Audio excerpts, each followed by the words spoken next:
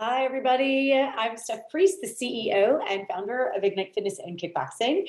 Welcome to our channel. We've helped thousands of people get to the other side of their goals, and we all have different goals, and our journeys are all different. So we've helped thousands of people do that through focusing on lifestyle as a means of getting to their goals. And in this video today, we are going to talk about belly fat. Right. And what foods actually will help you lose that belly fat and what foods you can use to increase fat burning. I know it's like all the goodness wrapped into one video today. If you're new to our family, then please make certain that you hit that subscribe button. Please make certain that you like these posts so that way we continue sharing information and hopefully helping you get to the other side of whatever your journey is and whatever your goal is. Okay, so if you haven't watched our hormone video, we have a complete hormone series and we talk a lot in there about insulin responses. We talk a lot about hormone, and really what we like to do is we really like to look at our glycemic index. We really like to look at the sugar intake that we have and how that actually affects the natural progression of our body throughout the day. And so those are going to be the types of foods that we are going to talk about today and how it is that they're going to best help you. So our goal truly is to make certain that our insulin responses are minimized throughout the day, right? I've said this many times before. My job is to take these highs and lows and to minimize those highs and lows for you. So really this is about reducing that insulin response and using foods that are going to be satiating to you, right? So we want to increase satiation, and when we increase satiation, then of course we have that reduction in that insulin response.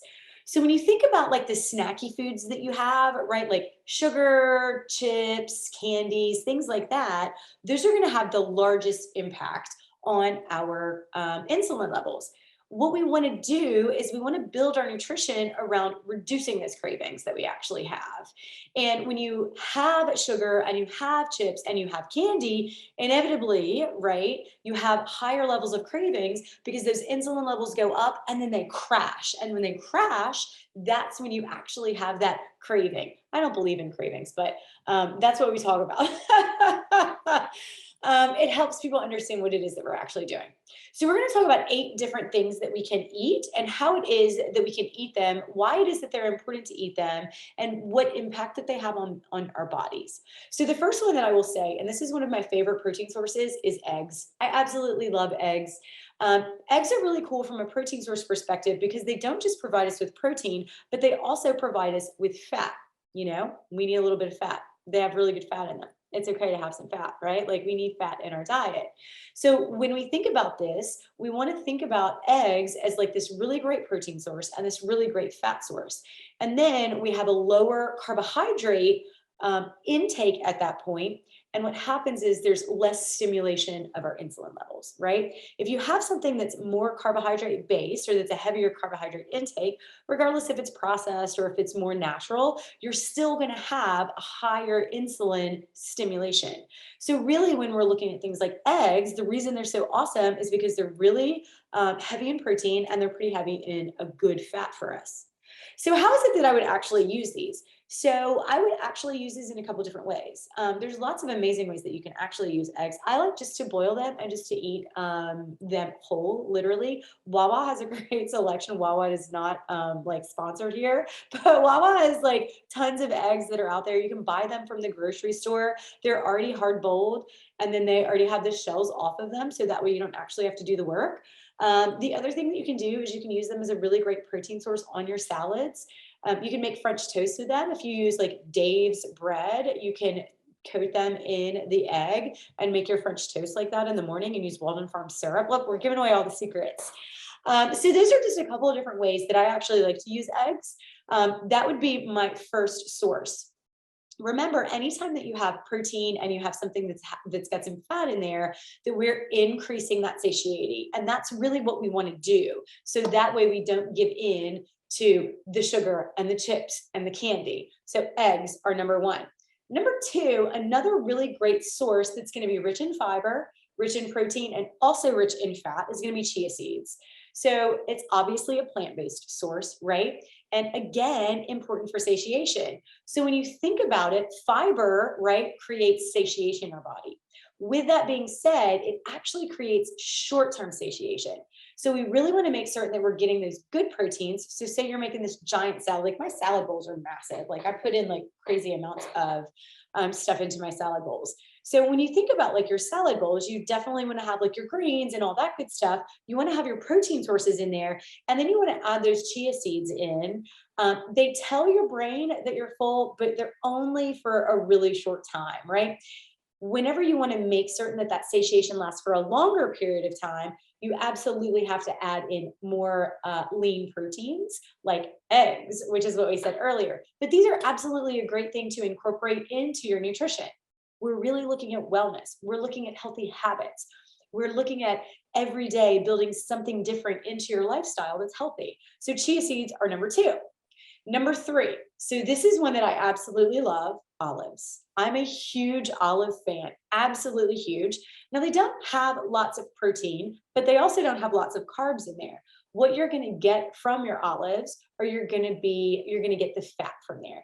And that is also going to increase satiation. So that way you're not reaching for chips. That way you're not reaching for candy, right? It all goes back to us trying really to maintain that insulin response. And olives are really great in that. These are really great add-ons to your salads.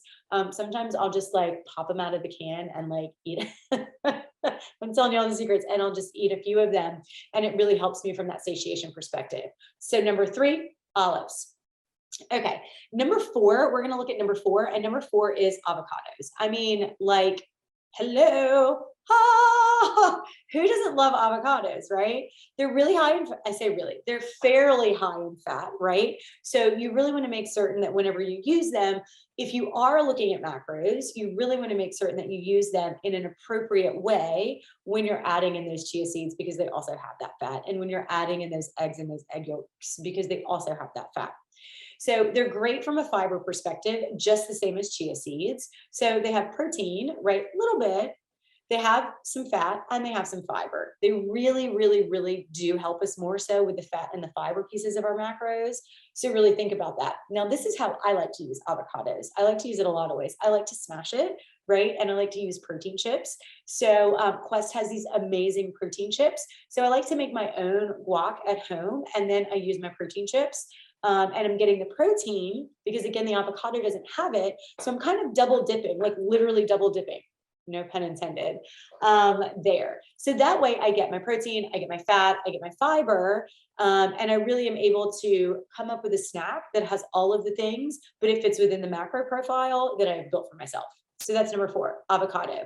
That's one way to use it. Another way to use it is with turkey burgers. I love to just layer avocado over my turkey burgers. It's like my favorite thing.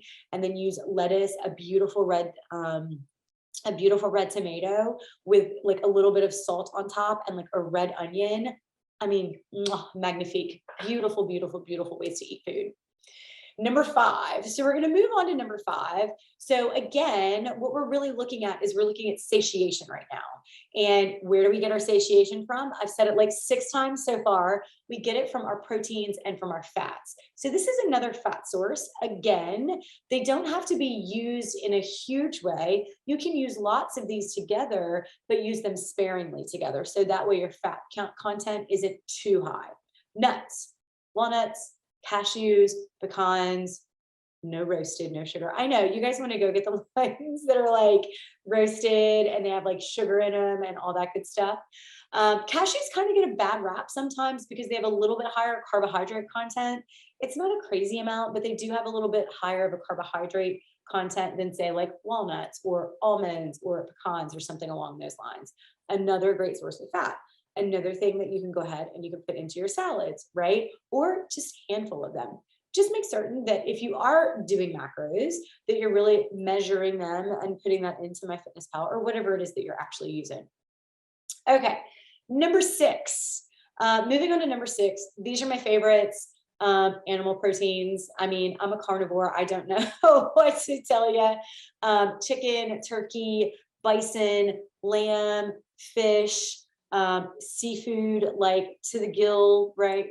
I also did not mean that, no pun intended. Shrimp, amazing. So these are all really tasty. They're all really great add-ons but they're high in satiation, right? Like they help us minimize those cravings that we have and make certain that you're getting high quality proteins.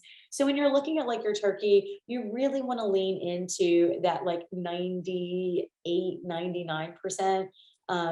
Like that's where you want to be with like 1% fat in there to 3% fat in there. If you can't, that's okay, right? Like totally cool. You do the best that you can. And this is better than, you know, some of the other options that people are taking in. So again, we're really looking at like building habits a little bit better every single day. So number 7 for me, and I also love this one, it's huge, is Greek yogurt and or cottage cheese. So this feels like that dairy requirement for me. I love cottage cheese. It's like one of my favorites. I also eat tons of Greek yogurt. I do triple zero oikos. That's really my favorite. And I love to take like fresh berries and drop in there.